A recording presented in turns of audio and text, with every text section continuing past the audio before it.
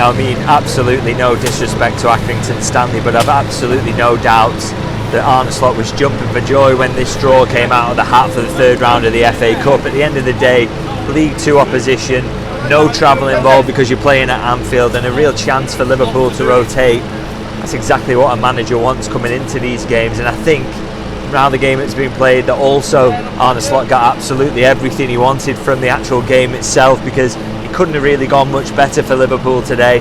Obviously a comfortable 4-0 win, fringe players involved who needed the minutes, some youngsters involved as well who've got some really good opportunities, and no fresh injuries, so just so much to like about today. I mean, I usually go through the statistics at this point, and I will do, but of course we did expect that Liverpool would be dominant in this game and that it would be a bit of a cakewalk for them really, and the stats do kind of reflect that. 79% possession, that's ridiculous really, isn't it? 22 shots to Accrington's 8, 9 shots on target to Accrington's 1, 2.93 to 0.24 in the expected goals. So it was, as I say, a completely dominant performance, as you would expect from this type of kind of mismatch in the FA Cup.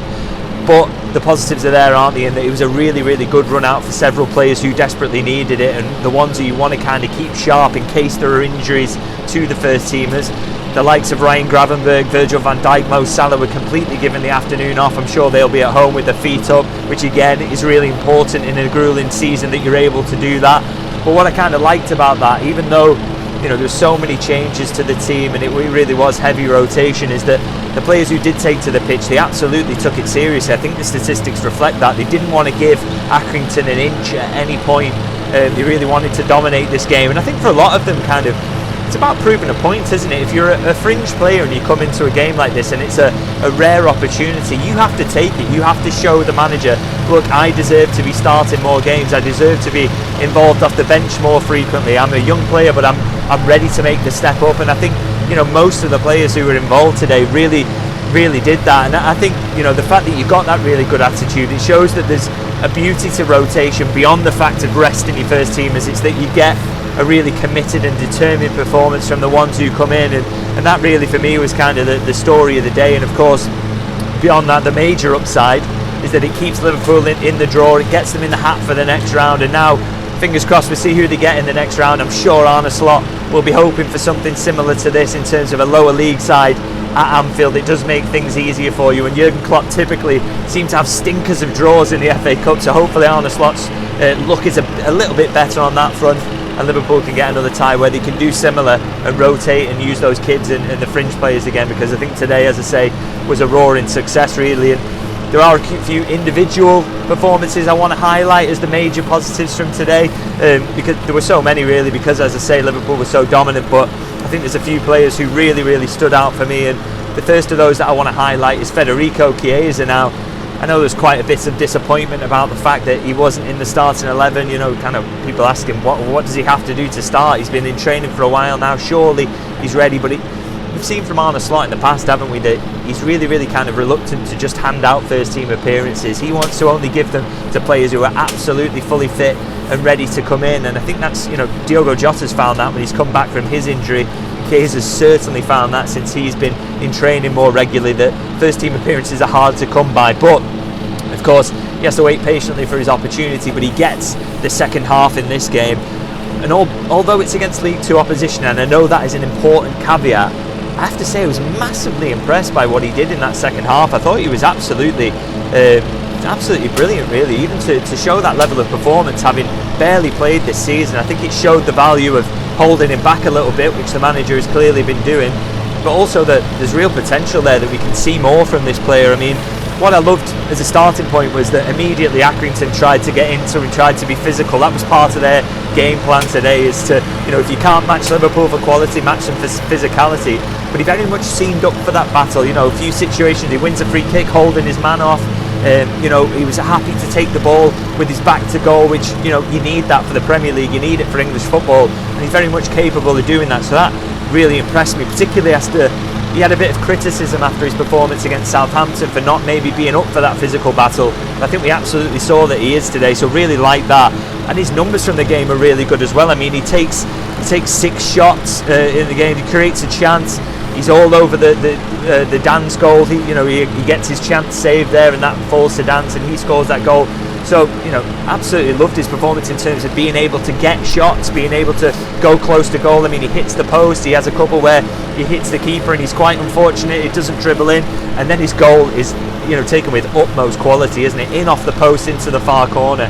Exactly the type of finish you want to see from him coming in from that right hand side. So really kind of exciting performance. And as I say, those drive forwards and those dribbles that he was showing, really encouraging, because again, that is what you need from him when he's playing on that right hand side. And really like that. So he had basically everything. The threat he brought, the fact he worked hard, as I say, that physicality. And we've heard a few rumours, haven't we, around him coming into this January window in terms of the possibility of him going. Of course, his agent did shoot that down, but with these Kvaratskhelia links that have been coming up recently, you kind of think, is there potential for a swap deal there? Has it kind of not worked out for Chiesa? But I have a bit more hope after that 45 minutes that there's a real player there who can do something for Liverpool. And if he can have any impact on this second half of the season, even if it's to keep Mo Salah fresh, because that is something we all worry about, isn't it? Is he playing too much? Is he going to dip in the second part of the season? So even if Chiesa can do that, it'd be massive. And I think I'm really excited after what I saw in that 45 minutes. So looking forward to seeing more of Chiesa, and really hope now he can stay fit and build on that, because it was incredibly encouraging. Now, speaking of encouraging, I want to talk about the lad who started on the other side, on the other wing, and that is Rio Ngumoha. Now, I've been kind of sceptical about the likelihood of his involvement this season. Obviously, he was signed from Chelsea over the summer, only 16 years old now. And I heard a lot of sort of talk about, is it possible he'll be involved in the domestic cups? Will he take that step? And I thought Liverpool would be really careful with him, to be honest, and really hold him back from that. And I thought some of the pressure that was being put on him in social media, some of the talk and the hype around him was maybe a bit too much, particularly as he hasn't actually played for the club's under-21 side. But clearly I don't actually know very much what I'm talking about, because he was thrown in to the first team, and not just the first team squad today, and coming on as a substitute for 10 minutes. He gets his start and plays, I think, around 68 minutes. So I think that's a clear message, isn't it, of just how highly rated he is by the hierarchy at Anfield, that he's come in, he's been here for 6 months, he's only 16, and he's getting starts in the FA Cup. It's incredible, and I think he showed why he rates him so highly in this game. He was involved from the very first whistle, not scared to take the ball, completes 3 out of 7 dribbles, which 3 dribbles completed is the most of anybody who took to the pitch today. So again, for a 16-year-old to do that is incredible. And I think it's that dribbling, that ability to get at players, really, that's going to be his calling card. Accrington just couldn't deal with him. They couldn't get close to him. He was happy to go on the outside, on the inside, real dancing feet, really quick, and then really sensible in what he did with the ball after that. I mean, he tries a couple of shots, one gets blocked, one goes wide.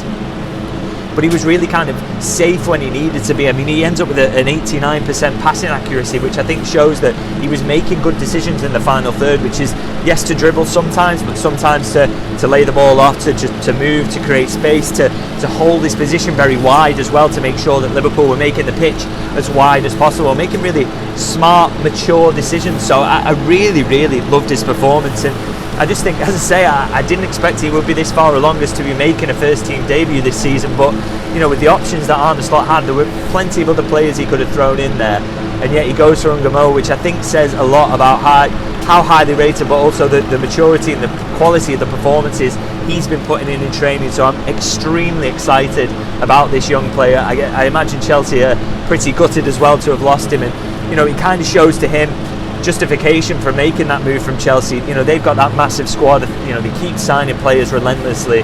There isn't really a pathway for him there, and yet there definitely is at Liverpool, and Liverpool will have made promises about that, and they are absolutely delivering on them. And I think that sends a message as well, not just to the player, but to any other young English player who's coming through an academy. You look at Naoni's involvement today, Jayden Danns, and obviously Ngumoha is the key one, having most recently been signed.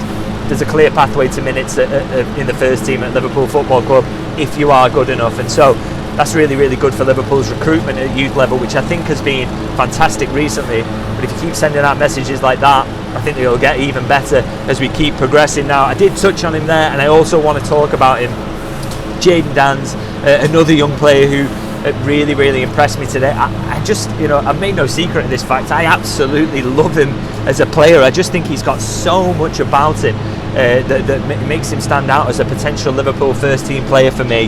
The fact he is where he is up to physically for his age is a big part of that, but also just the sheer quality that he's got. And I mean, you saw it in the build up to his goal, the dribble he goes on, he beats a couple of players, drop of the shoulder, moves it on to Chiesa.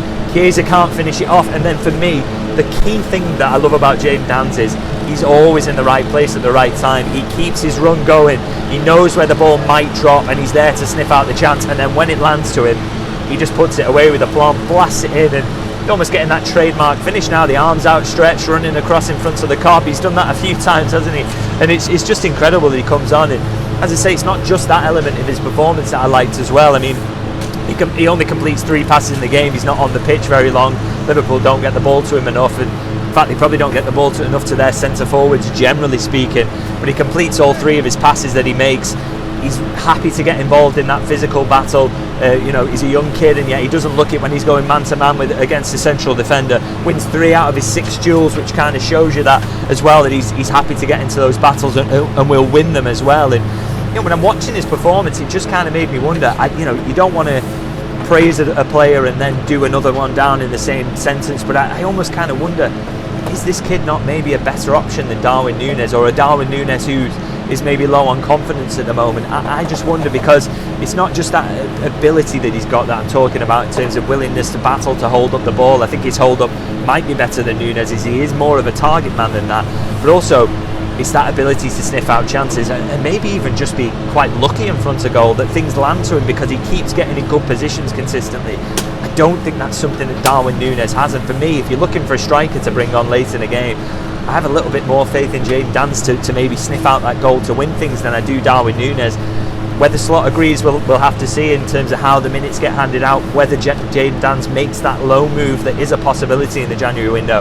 But as I say, I absolutely love him as a player, and for me, I'd love to see him get more opportunities, not just in this competition or the League Cup, but also in the Premier League and the Champions League, because I think he's just absolutely fantastic. And I do want to, just before I wrap up, give a quick mention as well to Trent Alexander-Arnold. What a goal. Thought a really good performance from him. He had a bit of a difficult few days, didn't he, after that Manchester United performance, but he's come roaring back. I thought he was fantastic when he came on against Tottenham.